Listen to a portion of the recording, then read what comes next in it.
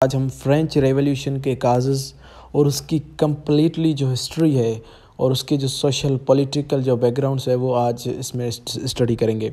So let's start our video with a new topic. दोस्तों, French revolution जो है वो बहुत ही एक इम्पोर्टेंट यानी हिस्टोरिकल जो रेवोल्यूशन रहा है, ठीक है, और बहुत ज़्यादा रेवोल्यूशंस को फ्रेंच रेवोल्यूशन ने इन्फ्लुएंस भी किया है। सो देखते हैं कि फ्रांस जो था वो मतलब फ्रांस में एक हुकूमत थी एक किंग की जिसको लुईस 16 कहा जाता है, ठीक है। वो फ्रांस का किंग था, एक मोनार्क था, ठीक है। वो एक स्ट्रॉन्ग लीडर तो नहीं था और जो फ्रांस की जो सिचुएशंस थी उनको समझ नहीं पा रहा था कंप्लीटली, मतलब जो है हम अंडरस्टैंड करते हैं एज ए लीडर। वो जो था वो अपने पर्सनल जो इंटरेस्ट्स थे उनमें ही बहुत ज़्यादा इंक्लूडेड था, मतलब कि लोगों की उनको परवाह नहीं थी, लोगों के बारे में वो नहीं सोचता था। तो इसी तरह से जो फ्रांस था उसमें बहुत ज़्यादा चेंजेस भी आई। अब काजेज़ क्या है? काजेज़ ये है कि सोशल स्ट्रक्चर जो था फ्रांस में वो एक बना। सोशल स्ट्रक्चर मतलब कि जो सोशल जो उनकी फ्रांस की जो सोसाइटीज़ हैं उनमें एक स्ट्रक्चर बना और जो लोग थे वो रेजिस्टेंस करने के लिए उभर रहे थे। अब इसमें मतलब कि कैटेगराइज किया गया था सोशल स्ट्रक्चर को। जो रेवोल्यूशन को इस चीज़ ने मतलब कि बहुत ज़्यादा मोटिवेट किया जब इसकी जो क्लासिफिकेशन की गई या क्लासिकल जो है स्ट्रगल की गई थी इसके अगेंस्ट। मतलब कि फ्रेंच जो सोसाइटी थी वो 3 जो यानी स्टेट्स में डिवाइडेड थी, ठीक है। एक क्लर्जी थी, क्लर्जी मतलब कि यानी रिलीजन जो था वो बहुत ज़्यादा डोमिनेट था। उसके बाद नोबिलिटी थी, जो नोबल्स थे, जो रोजेस थे, जो मतलब शहंशाह थे वो थे। उसके बाद जो पब्लिक थी। तो ये जो थी चीज़ मतलब ये कास्ट था कि पब्लिक स्ट्रक्चर था, मतलब कि 3 जो है तबके थे। तो अब अगर तबकाती सिस्टम होता है और उसके ख़िलाफ़ अगर रेवोल्यूशन आता है तो ये रेवोल्यूशन को एज अ मोटिवेट करने वाली चीज़ है। अब आते हैं कि स्टेट्स जो थे वो सोशल क्लासेस पर थी, ठीक है। फर्स्ट जो था वो क्लर्जी था, मैंने आपको बताया। सेकंड जो था वो नोबल्स का था और थर्ड स्टेट जो थी 80% ऑफ पॉपुलेशन थी, जिसमें बोर्जोआज आ जाते हैं, यानी जो पब्लिक है, हमारी जो लोकल पब्लिक है वो आ रही थी फ्रांस में। अब जो फर्स्ट स्टेट थी वो क्या करती थी कि उसके पास सबसे ज़्यादा पॉलिटिकल पावर्स थे, ठीक है, और पॉलिटिकल पावर्स भी थे और उनके पास ज़्यादा पैसा भी था, ठीक है। फर्स्ट स्टेट कौन सी थी? क्लर्जी थी, यानी जो पॉप था उनके पास। उसके बाद जो सेकंड स्टेट थी वो थी कि जिसमें नोबल्स आ जाते थे, बहुत शहंशाह आ जाते थे, मोनार्क्स आ जाते थे। उनके पास पॉलिटिकल पावर था लेकिन इतना नहीं था जितना चर्च के पास था, जितना उनकी जो पॉप के पास था, ठीक है। उसके बाद थर्ड पब्लिक जो थी वो उनके पास कोई भी पॉलिटिकल पावर नहीं था और उनमें इनइक्वालिटी भी ज़्यादा थी। अब दूसरा काज ये है कि unfair tax structure.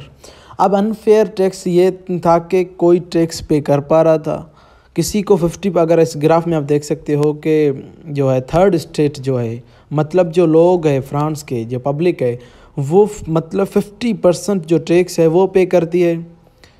First state मतलब 2 या 3% और सेकंड स्टेट तो कुछ भी नहीं पे करती थी। तो ये चीज़ जो थी वो बहुत ज़्यादा यानी फ्रेंच की इकोनॉमी को ट्रिगर कर रही थी, किस चीज़ में कि वो फमाइन का शिकार हो रहे थे। तो जो थर्ड स्टेट थी वो उनसे बहुत ज़्यादा यानी गलत ट्रीट किया जा रहा था, तो कि वो जो है हाई जो टैक्सेस हैं उन पर ज़्यादा टैक्स जो थी वो इम्प्लीमेंट कर दी थी कि और कोई भी दूसरा जो स्टेट थी वो नहीं भर पा रहे थे। तो वहाँ पर जो है कि बहुत ज़्यादा यानी मेंबर्स थे थर्ड स्टेट्स के, वो अपने जो है टैक्स पे करते थे और बहुत से आवाज़ भी यानी अपनी जो साउंड है वो भी रेज़ कर रहे थे और स्लोगन्स भी मारते थे, मतलब कि वो कहते थे कि हमसे टैक्स नहीं लेनी चाहिए, इतनी ज़्यादा टैक्स। तो ओवरऑल जो फ्रेंच की इकोनॉमी थी वो बहुत ज़्यादा ट्रबल में आ गई थी, ठीक है। यहाँ पर अनइक्वालिटी थी टैक्स के स्ट्रक्चर की। दोस्तों, जो अब दोस्तों जो टैक्स थी तो वो बहुत ज़्यादा यानी उनके ऊपर इम्प्लीमेंट की गई। तो लोग जो थे वो वर्किंग जो क्लास था फ्रांस का यानी बोर्जोस क्लास जो थी यानी 98% जो पब्लिक थी वो बहुत ज़्यादा स्टार्व कर रही थी, यानी उनके पास फूड की बहुत ज़्यादा यानी किल्लत थी। तो इसी तरीके से दूसरा काज ये है कि जो प्रोग्रेसिव आइडियाज़ हैं from enlightenment inspired the French revolution to make change. अब जो एनलाइटनमेंट एक मोमेंट है, ठीक है, उस मोमेंट ने यानी फ्रेंच जो लोग हैं, फ्रांस के जो लोग थे, उनको ज़्यादा मुतासिर किया कि सोसाइटी में चेंज लानी चाहिए, अवेयर किया अपने फंडामेंटल्स के बारे में।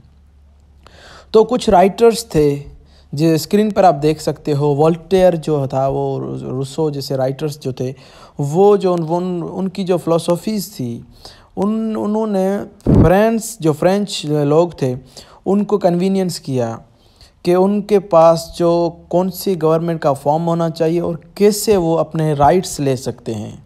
तो जो एनलाइटनमेंट थी वो उसने बहुत ज़्यादा इन्फ्लुएंस किया था फ्रेंच पीपल्स को, ठीक है, फ्रेंच जो लोग थे उनको। तो इसी के तरीके से जो यूनाइटेड स्टेट्स ऑफ अमेरिका जो थी उसका जो रेवोल्यूशन था उसने भी उनको मतलब कि बहुत ज़्यादा इन्फ्लुएंस किया था, क्योंकि अगर अमेरिकन चेंज ला सकते हैं तो फ्रेंच लोग क्यों नहीं, ठीक है। तो अमेरिका की जो इंडिपेंडेंस मूवमेंट्स थी तो जो मूवमेंट्स थी तो उन्होंने भी इनको फ्रांस को बहुत ज़्यादा अमेरिकन रेवोल्यूशन ने इंस्पायर किया, ठीक है। और बहुत सारे यानी स्पेन जो मूवमेंट्स थी, कुछ इंडिपेंडेंस मूवमेंट्स स्पेन के ख़िलाफ़ और लैटिन अमेरिका के ख़िलाफ़ जो थी, ठीक है, उन्होंने भी फ्रेंच लोगों को बहुत ज़्यादा इंस्पायर किया। तो इसी तरीके से कुछ जो इवेंट्स हैं वो रेवोल्यूशन की तरफ स्टार्ट होते हैं। 5 मई 1798 में किंग लुईस जो 16 है वो एक मीटिंग करवाता है, क्योंकि बहुत ज़्यादा यानी फेमाइन, बहुत ज़्यादा किल्लत आ गई थी, सोशल जो कंडीशंस थी वो बहुत ज़्यादा ख़राब हो रही थी। तो उनको मजबूरन एक मीटिंग करनी पड़ी जिसमें फाइनेंशियल जो सिचुएशंस थी फ्रांस में, यानी फ्रांस की जो इकोनॉमी थी, जो मईशत थी, उस पर जो थे वो मीटिंग रखी गई, ठीक है। तो तीन स्टेट्स थे उनके जो मेंबर्स थे वो आए वहाँ पर, बट थर्ड जो स्टेट थी वो उन्होंने थर्ड स्टेट किया गया थी, जो लोग थे उन्होंने इस मीटिंग को यानी ज़्यादा ट्रीट नहीं किया फेयरली। अब ये क्या थे कि वो लोग जो वो थे वो बागी बन रहे थे, मतलब कि बगावत के लिए वो उनमें से कुछ मतलब वो रिवोल्ट बन रहे थे, बगावत के लिए वो अपनी प्लानिंग्स कर रहे थे। तो जून 20 को मतलब के 500 के प्लस जो मेंबर्स थे थर्ड स्टेट थे, ठीक है, वो मेंबर्स जो थे थर्ड स्टेट्स के उनको लॉक कर दिया, क्योंकि वो उनकी डेमोन्स्ट्रेशंस को एक्सेप्ट नहीं कर रहे थे, तो उनको बंद कर दिया। और जनरल ने मीटिंग डिसाइड की कि उनको जो है अपनी मीटिंग्स जो है टेनिस कोर्ट जहाँ पर उनको ऑथ लिया गया, ठीक है, वहाँ पर उनकी मीटिंग की गई और नेशनल असेंबली यानी उन्होंने उसको कहा, ठीक है। और उन्होंने एक डॉक्यूमेंट पर भी साइन की थी टेनिस ऑथ पर। टेनिस ऑथ क्या है, एक डॉक्यूमेंट है कि नेशनल असेंबली जो है वो जो मीटिंग्स को फिक्स करेगी, ठीक है, और जो भी कॉन्स्टिट्यूशन ऑफ फ्रांस जो है वो बनेगा। अब तो लोग जो थे वो बहुत ज़्यादा मतलब इन्फ्लुएंस हो रहे थे। अब जो रेवोल्यूशनरी जो है वायोलेंसेस आती है, मतलब कि लोग जो है पब्लिक जो है थर्ड जो स्टेट है वो क्या है, वायोलेशंस करती है, बहुत ज़्यादा तशद्दुद की तरफ वो जाते हैं, क्योंकि रेवोल्यूशन जो है उसका मतलब जो ब्रीफिंग है वो ब्लड है। इसी तरीके से तो फ्रांस के जो लोग थे कि उन्होंने कहे कि हमारे डेमोन्स्ट्रेशंस जो है, हमारे जो मुतालबात है वो जो है वो एक्सेप्ट नहीं किए जा रहे, तो हम बगावत करेंगे, ठीक है, हम वायोलेंस करेंगे, तभी हमें ये सारी की सारी चीज़ें मिल सकती हैं। वो उन्होंने अब लुईस जो 16 है उनके ख़िलाफ़ जो थी वो वायोलेंस करना शुरू कर दी फ्रांस के लोगों ने। अब जो थी जैकोबियन एक ग्रुप था, पॉलिटिकल ग्रुप था, ठीक है, वो ऐसा ग्रुप था जो रेवोल्यूशन के फेवर में था, यानी जैकोबियंस जो थे, जिनको जैकोबियंस कहा जाता है, और जैकोबियंस वो थे जो रेवोल्यूशन के खिलाफ, रेवोल्यूशन के फेवर में एक पॉलिटिकल ग्रुप था। ठीक है, तो इसी तरीके से 14 जुलाई को लोयस जो है वो कुछ लीडर्स, असेंबली के लीडर्स को थ्रेटन करके अरेस्ट करवाता है, और लोगों के मतलब क्राउड्स बहुत ज़्यादा जो है लोगों के हजूम जो है बेस्टाइल में आ जाते हैं। बेस्टाइल एक मतलब प्रिजन का नाम है उस टाइम में। अब जो है वो ऑफिशियल स्टार्ट हो गई थी किस चीज़ की, फ्रेंच रेवोल्यूशन की अब स्टार्टिंग हो रही थी 14 जुलाई से। अब अगस्त के मंथ में जो नेशनल असेंबली जो थी वो डिक्लेरेशन करती है कि मैन और सिटीज़न को कंप्लीटली अपने राइट्स मिलेंगे। ठीक है, अब उन्होंने प्रोक्लेम किया कि हमारी जो फ्रीडम ऑफ स्पीच है, सभी जो बंदे हैं, कोई भी ग्रुप, कोई भी यानी टैक्सेशन सब पे लागू होगी और सब के सब इक्वल है। और किंग को फोर्स किया गया कि ये सारी की सारी चीज़ें एक्सेप्ट की जाए। ये लोगों के मुतालबा थे कि फ्रीडम ऑफ स्पीच हो, इजहार की आज़ादी हो, नेचुरल जो यानी जो हमारे फंडामेंटल्स बुनियादी जो हुकूक है वो भी हमारे जो हमें मिलने चाहिए। लॉ जो है सबके सब, लाख से पहले सबके सब जो इंसान है वो इक्वल है। ठीक है, कोई भी ग्रुप ऐसा नहीं होगा कि वो टैक्स ना पे करे। अगर करनी है तो सबको पे करनी पड़ेगी, नहीं तो कोई भी नहीं कोई भी टैक्स नहीं पे करेगा। कंप्लीटली जो है मेरिट जो थी। और इसी तरीके से उन्होंने किंग जो था लोयस 16 उसको ये चीज़ें एक्सेप्ट करवाई।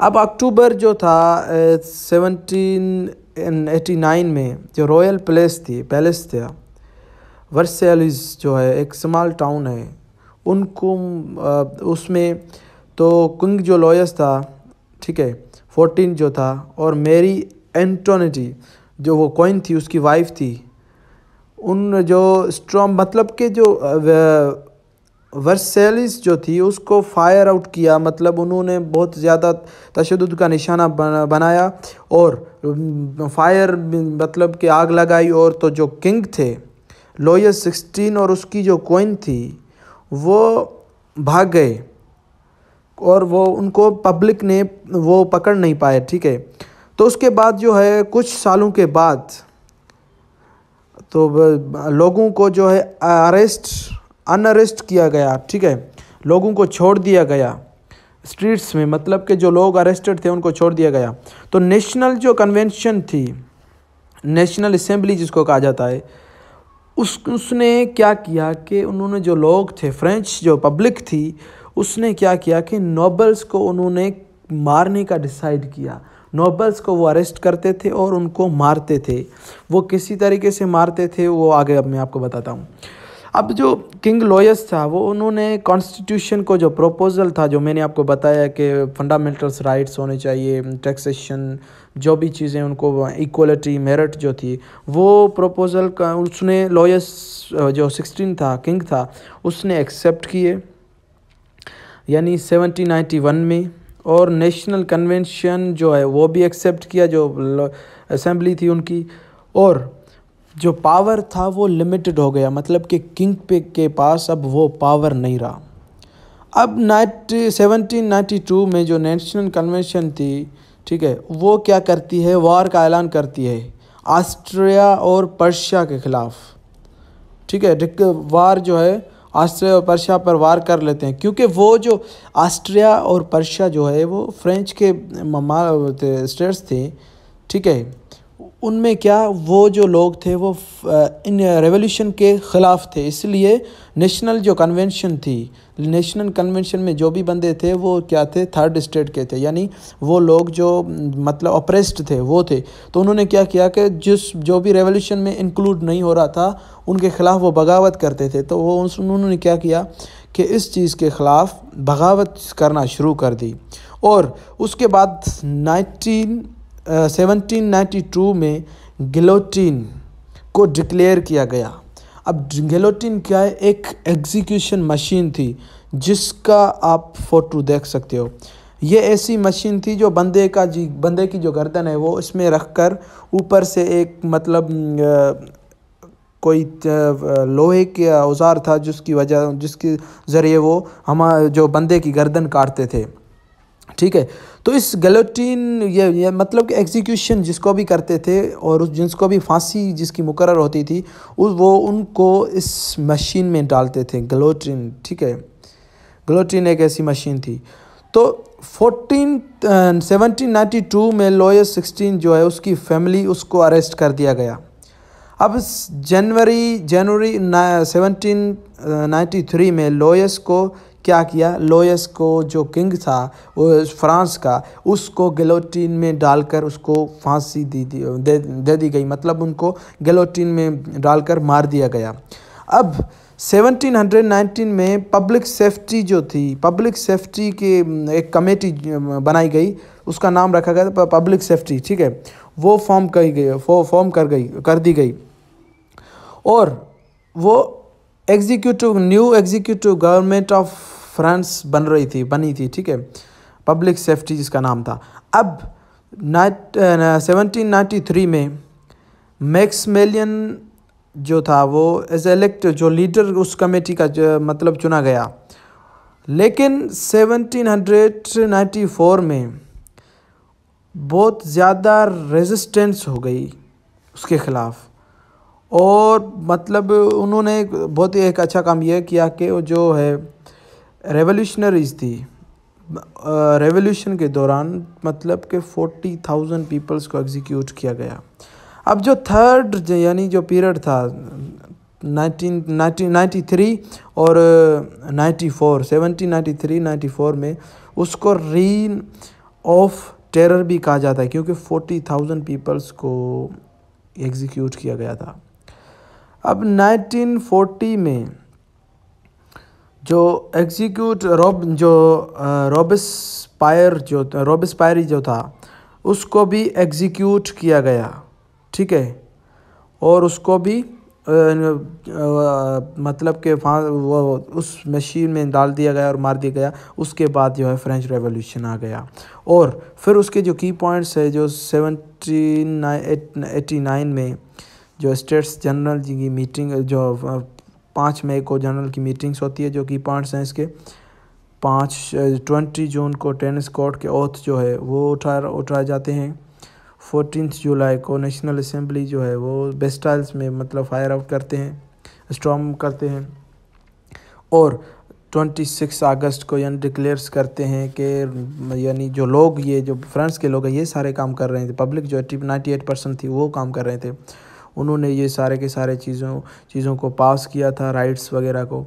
तो कुछ की पॉइंट्स ये आपके सामने आप देख सकते हो।